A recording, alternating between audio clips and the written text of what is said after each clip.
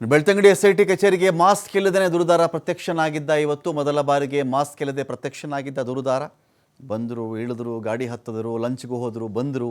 ಎಲ್ಲ ಟೈಮಲ್ಲೂ ಕೂಡ ಈ ದೂರುದಾರ ಮಾಸ್ಕ್ ಹಾಕ್ಕೊಂಡೇ ಬರ್ತಾ ಇದ್ದದ್ದು. ಆದರೆ ಇವತ್ತು ಮಾಸ್ಕ್ ಇಲ್ಲದೆ ಕಾರೊಳಗಡೆ ಕುಳಿತಿದ್ದಾನೆ. ಆದರೆ ಕಾರಿನ ಗಾಜಿನ ಒಳಗಿಂದ ಅಸ್ಪಷ್ಟವಾಗಿ ಕಾಣ್ತಾನೆ. ಫುಲ್ ಅದು ಎಲ್ಲ ಆ ವಿಂಡೋ ಗ್ಲಾಸನ್ನೆಲ್ಲ ಕಡೆ ಒಂದು ಕ್ಲೋಸ್ ಮಾಡಲಾಗಿತ್ತು.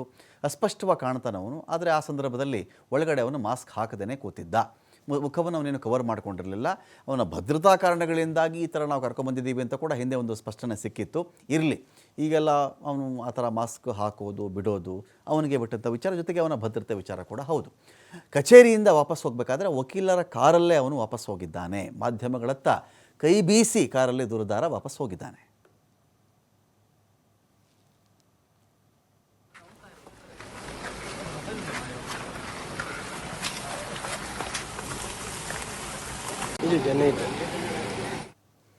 ಮಹತ್ವದ ದಾಖಲೆಯನ್ನು ಕಲೆ ಹಾಕೋದಕ್ಕೆ ಎಸ್ಐಟಿ ಮುಂದಾಗಿದೆ. ಧರ್ಮಸ್ಥಳ ಗ್ರಾಮ ಪಂಚಾಯಿತಿ ಅಧಿಕಾರಿಗಳ ವಿಚಾರಣೆ ಮಾಡ್ತಾ ಇದ್ದಾರೆ.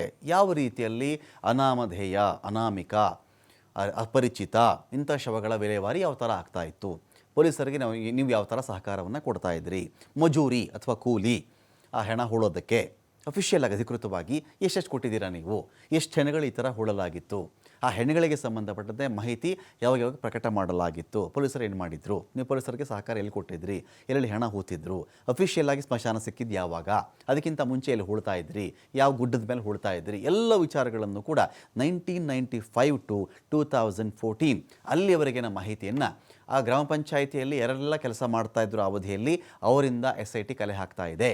ಹೇಳಿಕೆಯನ್ನು ದಾಖಲು ಕೂಡ ಮಾಡ್ಕೊಳ್ತಾ ಇದ್ದಾರೆ ಎಸ್ಐಟಿ ತಂಡದವರು. ಇತ್ತ FSL ರಿಪೋರ್ಟ್ಗೋಸ್ಕರ ಎಸ್ಐಟಿ ತಂಡ ಕಾಯ್ತಾ ಇದೆ. ಪತ್ತೆಯಾದ ಮೂಳೆಗಳು ಹಾಗೂ ಮಣ್ಣಿನ ಮಾದರಿಯ ಪರೀಕ್ಷೆ ಇದೆಯಲ್ಲ, ರಿಪೋರ್ಟ್ ಬರಲಿ ಅಂತ ಅವ್ರು ವೆಯ್ಟ್ ಮಾಡ್ತಾರೆ. ಅಕಸ್ಮಾತ್ ಆ ರಿಪೋರ್ಟಲ್ಲಿ ಸ್ವಲ್ಪ ಲೀಡ್ ಸಿಕ್ಕರೆ ತನಿಖೆಯನ್ನು ಮುಂದುವರಿಸಬಹುದಾಗತ್ತವರು ಅಂತ.